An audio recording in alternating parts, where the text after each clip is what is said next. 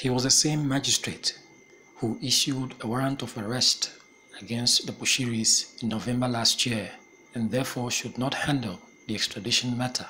This was the argument of Prophet Shepherd Bushiri's lawyer, Wapona Kita, when the extradition hearing was expected to take place on Monday. Eventually, it had to be adjourned to next week, Monday, on March the 15th. And the matter should transfer to a different magistrate.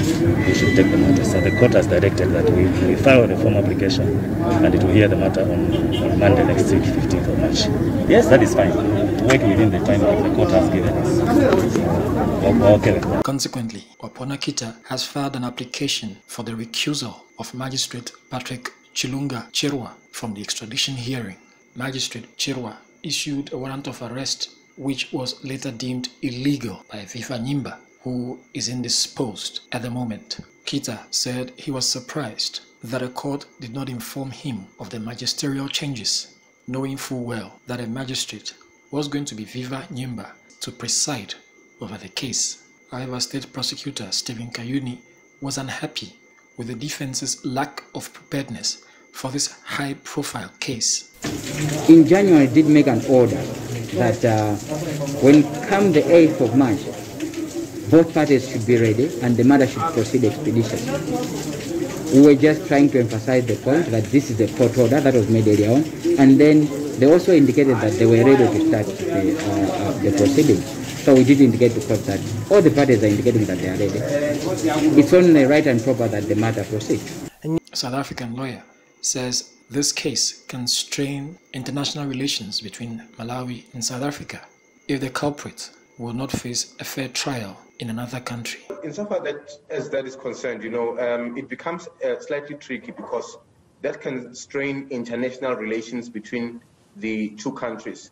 But insofar as extradition laws are concerned, a person will not be extradited if that person will not face a fair trial. So the main emphasis here is, will the Bushiris have a fair trial?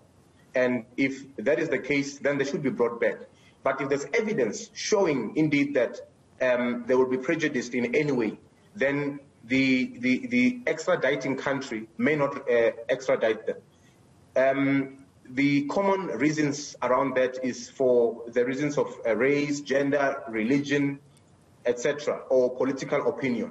And in this case, none of those have actually been cited, except the fact that they fear that they will not have a fair trial, and attempts have been made on their lives, and they fear for their own safety within South Africa.